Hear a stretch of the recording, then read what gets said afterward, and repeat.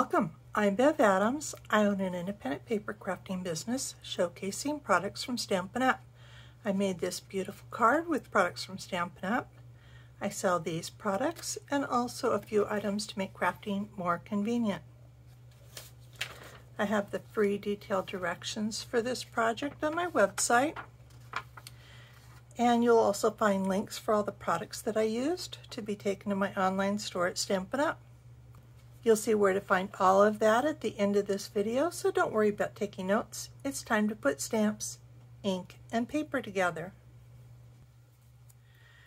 I used Perched in a tree and the coordinating aspen tree dies, and if you buy these together as a bundle, you'll save yourself 10%. My inks are Versamark and Soft Suede. And my cardstock is Sahara Sand. My card base is my typical 5.5 by 8.5, scored at 4 1/4. And then I have a layer that's 4 by 5 1/4. And then I have scraps of distressed gold. Love this paper. And then I have some of the brushed metallic cardstock. This, I don't know if you can see that it's actually, oh yeah, you can see it very well. It's actually 3 shades of kind of gold, or this is a coppery bronze. This is more goldish bronze, and this is a lighter gold. And they are also pretty, and I thought they would be fabulous on this card. You'll also need some mini glue dots and Stampin' Dimensionals. And I use the Stampin' Cut and Emboss machine. I've lifted you up a little bit so you can see my Stampin' Cut and Emboss machine. This is the big one. And I'm going to be doing some die cutting, so I need the #1 platform and the #2 die cutting piece and a cut-up plate. These plates come nice and clear, but as soon as you start using them, they do get cut up.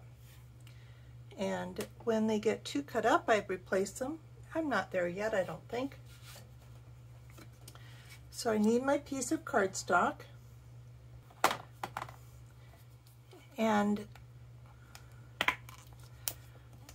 I'm going to start with this big die piece. And then I'm also going to be using this, I don't know, it's kind of a leafy background, and then the large and the small leaf.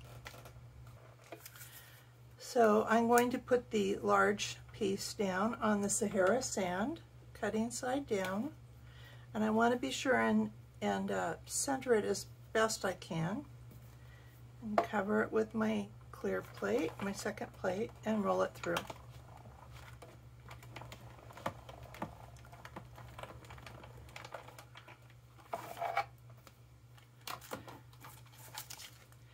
And you get some big confetti with this piece, but it flops out very nicely. So then I'll go ahead and die cut my other pieces. With the distressed gold, it's fairly thin, and so it actually cuts nicely if you stack them up 2 at a time.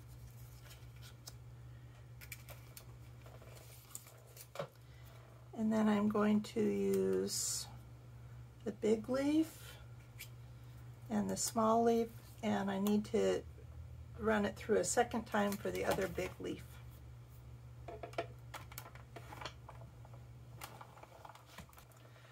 And this piece you may need to do some poking with, and often I will just roll it with my brush, not even attached to the take your pick tool, and just on my hand. And so then I just have a couple of pieces that I might not even poke out. Sometimes it's just fine to leave it there. And then my second large leaf.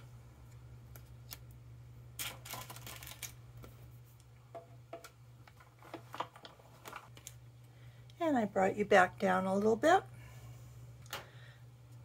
So I've got my parts cut out, got my pieces cut out for the front, And for the inside, I'm going to stamp my greeting. And your kindness warms my heart. I love the font on this, and there's some really nice greetings. Some of these kind of lend themselves to Christmas cards, and yeah, some of these are just everyday kind of cards. So I'm using Your Kindness Warms My Heart.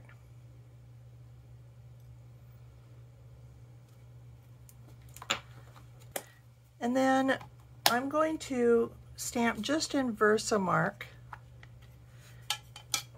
I'm going to stamp this branch and the bird. And I'm mostly stamping this so you can decide if you like it or not. My husband looked at that and said, "What's that about?" He didn't really like it. So I don't know, I'll let you decide. I just love this bird and I wanted to use it, so it's going to be just sitting on the branch. And it's very light. It is just Versamark. And you could still write your greeting over that. So just barely visible, mostly a watermark. Then we'll put this piece on.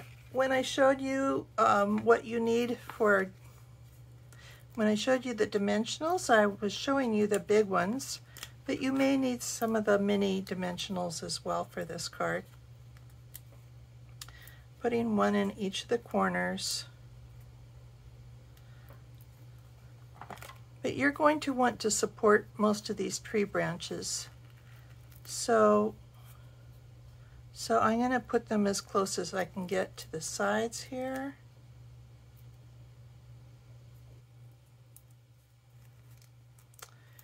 And once again, I'm probably using more than I need, but I think it's better to have too many. And boy, dimensionals are a cheap way to add a lot to your cards. And if you're actually sending cards through the mail, cards can get squished down in all the machinery, unless you want to pay extra postage for that. So I'm just going to lay this on the front of my card, trying to line it up. And I really just like the simplicity of this card. I don't think I told you that I'm using some of the Sahara Sand ribbon. It comes as a bundle with the Old Olive and Sahara Sand Twill ribbon combo pack. But I am just using the Sahara Sand. And I am using my friend's bow maker. Gidget makes these bow makers, and they're really nice and fun to use. I think I might actually open up the pegs a little bit more. And I usually leave the ribbon attached to the spool, and the short end is going to go over the top and underneath, around and over, and just tie a plain old overhand knot in it. You do kind of want to pull it tight. It's often easiest to trim it while it's still on the bow maker. And pull it up over the goalposts, and then put it on with the glue dots.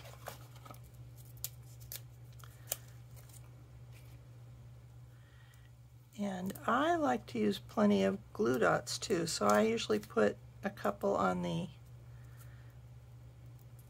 bow end or the tails here.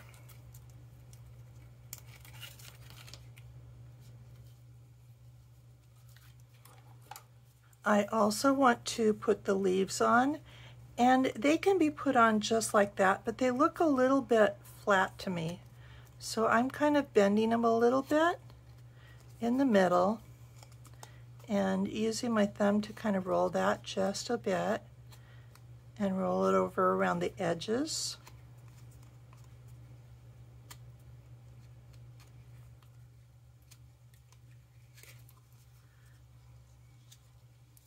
Just a little bit. You might want to bend your tip up a little bit. Just gives it a little bit more life to it. You want to be gentle. You don't want to like put creases in the metallic paper.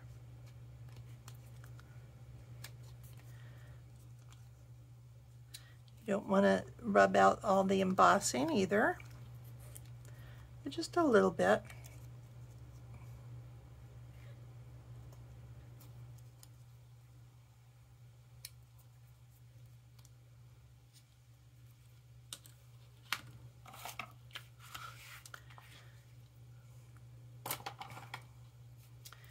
Going to add some dots of the liquid glue.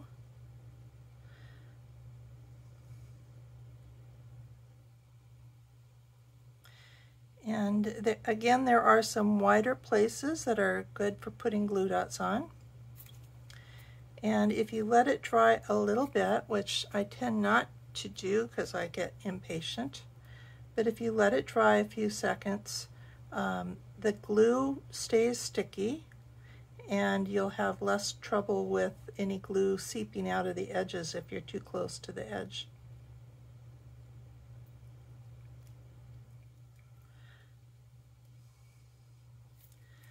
But like I said, I'm not very patient.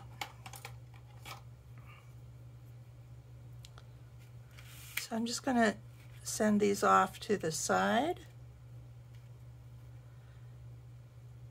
And there's kind of a pointed end, and I'm using the pointed ends to go up and out.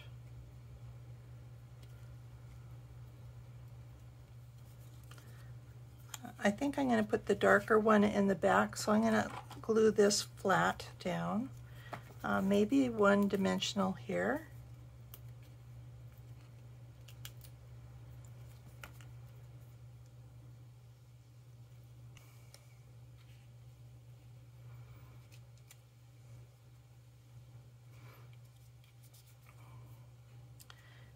And then this one will go on dimensionals.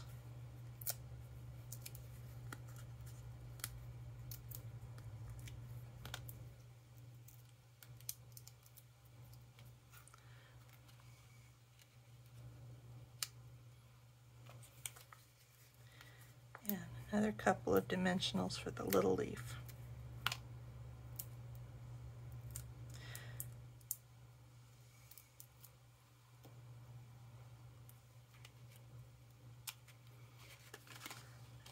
And I really like the shine and the simple lines of this card.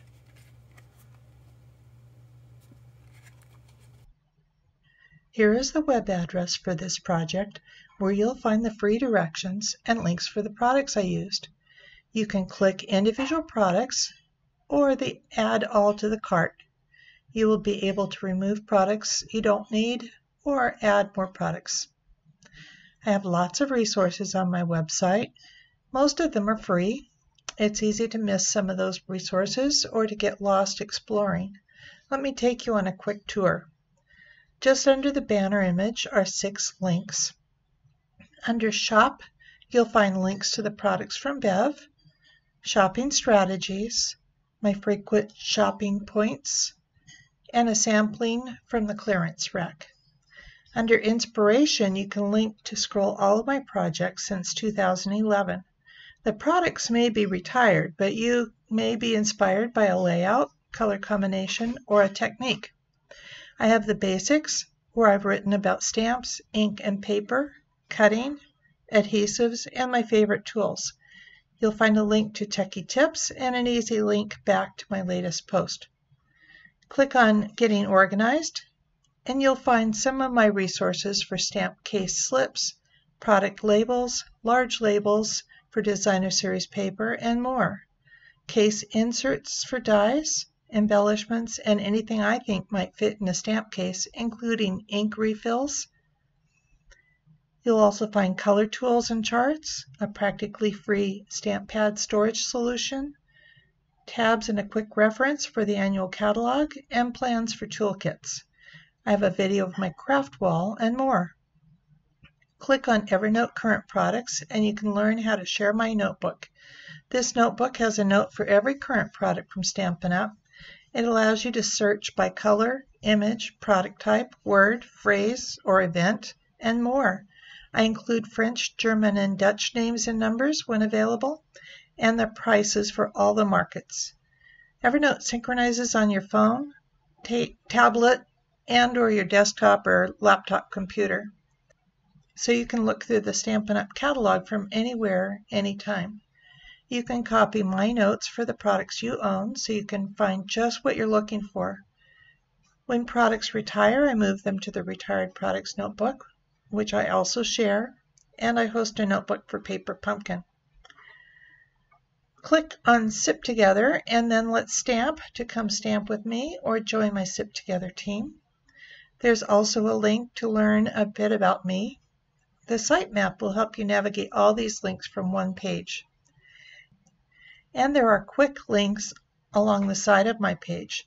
Shop Now takes you to my online store at Stampin' Up! You'll see the current host code.